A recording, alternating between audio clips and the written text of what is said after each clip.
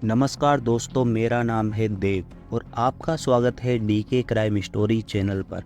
यहाँ पर हम आपको हर बार एक नई और एक सनसनीखेज अपराध कथा सुनाते हैं। अगर आप हमारे साथ इस रोमांचक सफ़र का हिस्सा बनना चाहते हैं तो इस चैनल को सब्सक्राइब जरूर करें और बेल आइकन को दबाना ना भूलें ताकि आप तक हमारी हर कहानी सबसे पहले पहुँचे। जोधपुर में बिहार का रहने वाला एक युवक फैक्ट्री में मजदूरी करता था। उसकी बहन पति के साथ कुशीनगर यूपी में रहती थी। पति की नौकरी नहीं लग रही थी। भाई ने बहन को फ़ोन किया और कहा कि वह उसके पति को जोधपुर में नौकरी लगवा देगा। बहन पति के साथ जोधपुर आ गई। बहन पति के साथ भाई के किराए के कमरे में रहने लगी। कुछ दिन बाद भाई बहन के पति को नौकरी लगवाने के लिए साथ ले गया। रात में अकेला लौटा और कहा, तुम्हारे पति की नौकरी लग गई, और वह वहीं रुक गया। 2 दिन तक पति नहीं लौटा तो पत्नी थाने गई और रिपोर्ट दर्ज करवाई। 3 दिन बाद पति का शव मिला, गला रेता हुआ था। आखिर क्या हुआ था उसके पति के साथ, आइए जानते हैं आज की इस वीडियो में। अगस्त 2008 जोधपुर के बासनी इंडस्ट्रियल एरिया में कुशीनगर जिले के रामपुर बंगरा गांव से 20 वर्षीय युवक मुन्ना राजपूत फैक्ट्री में काम करने के लिए आया हुआ था। इधर बिहार में उसकी बहन बबीता ने लव मैरिज की और पति प्रदीप के साथ गांव छोड़कर कुशीनगर में रहने लगी। उसका पति नौकरी की तलाश में था।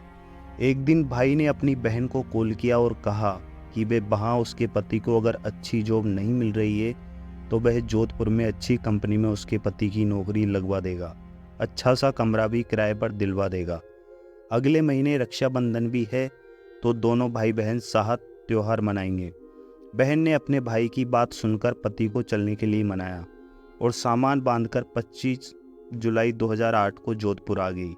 यहाँ बबीता अपने पति के साथ अपने भाई मुन्ना के पास बासनी क्षेत्र में रह रही थी। कुछ दिन बीतने पर बबीता ने भाई से पति की नौकरी लगवाने की बात कही। मुन्ना ने कहा कि वह ढूंढ ही रहा है और जल्द ही मिल जाएगी। उसने अपने दोस्तों को भी कह रखा है, बहुत अच्छा पैसा मिलेगा और सब सही हो जाएगा। 11 अगस्त 2008 की दोपहर में बबीता और प्रदीप से मिलने रविंद्र सिंह नाम का एक शख्स आया। उसने कहा कि वह बिहार से उसी के गांव से है और मुन्ना का दोस्त है। उसके पिता सुदामा सिंह ने उसे दोनों का हालचाल जानने के लिए भेजा है।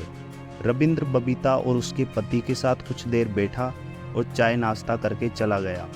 शाम को जब मुन्ना वापस आया तो रविंद्र फिर से आया। वह मुन्ना से मिला और फिर उसको बाहर लेकर गया। 12 अगस्त की शाम को बबीता का भाई जब काम से शाम को लौटा तो रविंद्र मुन्ना से फिर मिलने आया। फिर मुन्ना रविंद्र के साथ कुछ देर तक बाहर रहा और 9 बजे घर आया। आकर उसने बबीता को कहा कि प्रदीप को रविंद्र और उसके एक दोस्त प्रदीप कुमार ने बुलाया है, शायद नौकरी की बात पक्की हो गई है। बबीता ये बात सुनकर खुश हो गई। उसने पति प्रदीप को भाई मुन्ना के साथ भेज दिया। रात को 11:30 बजे मुन्ना अकेले वापस घर आया।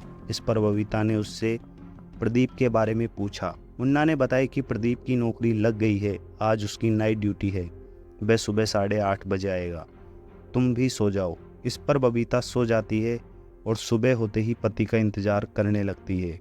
सुबह 9 बजे तक भी प्रदीप नहीं आया तो बबीता ने मुन्ना से पूछा। मुन्ना ने कहा थोड़ी देर में आ जाएगा। इतना कहकर वो फैक्ट्री में काम करने चला गया। 13 अगस्त की रात तक भी प्रदीप घर नहीं आया। इस पर बबीता परेशान हो गई और फिर मुन्ना से सवाल किया। जवाब से संतुष्टि नहीं मिली तो खुद अपने पति को ढूंढने निकल पड़ी, लेकिन प्रदीप नहीं मिला। मुन्ना ने फिर अपनी बहन को समझाया, नई नई नौकरी लगी है, कंपनी अच्छी है, खाना पीना भी वहीं मिल जाएगा, एक्स्ट्रा ड्यूटी पर भी लगा दिया होगा। 14 अगस्त की सुबह भी जब प्रदीप घर नहीं आया तो बबीता को अनहोनी का अंदेशा हुआ। भाई की बात पर भी उसे शक होने लगा कि वह कुछ छिपा रहा है। उस पर दोपहर में वह थाने पहुंची और पति की गुमशुदगी दर्ज करवा दी। साथ ही भाई मुन्ना पर भी शक जताया। पुलिस ने पहले प्रदीप राव को तलाशने की कोशिश की। पुलिस ने मुन्ना से सख्ती से पूछताछ की। पुलिस की सख्ती के आगे वह टूट गया और प्रदीप का ठिकाना बता दिया। पुलिस वहां पहुंची तो प्रदीप का शव मिला। शव झाड़ियों के बीच में पड़ा और गला रहता हुआ था। प्रारंभिक जांच में ये तय हो गया था कि मुन्ना ने ही अपने बहन के पति की हत्या की है। 15 अगस्त को स्वतंत्रता दिवस और 16 अगस्त 17वें रक्षाबंधन की छुट्टी थी। ऐसे में 14 की रात को मजिस्ट्रेट के घर पर पेश करके मुन्ना को पुलिस पर रिमांड लिया गया। आखिर मुन्ना ने अपनी बहन के पति की हत्या क्यों की और इस खतरनाक साजिश में कौन कौन उसके साथ शामिल था?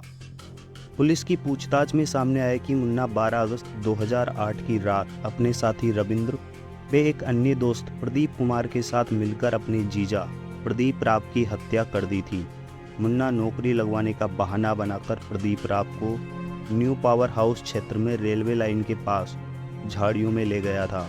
वहां चाकू से उसका गला काटा और उसके बाद चाकू वहीं पर छोड़कर वहां से निकलकर उसने अपने खून से सनी जींस व टी शर्ट थैले में डालकर फेंक दिए।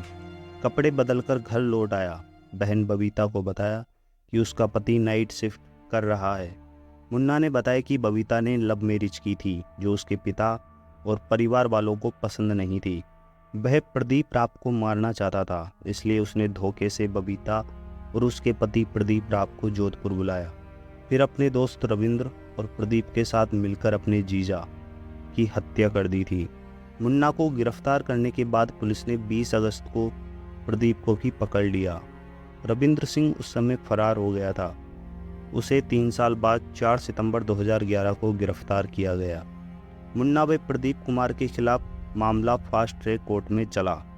आखिरकार दोनों को आजीवन कारावास व 30,000 रुपये का जुर्माना भरना पड़ा।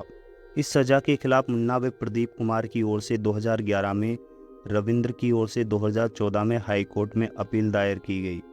उसके वकील महेश वोड़ा ने तर्क दिया कि डॉक्टर पीसी व्यास ने 14 अगस्त को बॉडी का पोस्टमार्टम किया, जिसकी रिपोर्ट में कहा गया कि सब 4 से 5 दिन पुराना है।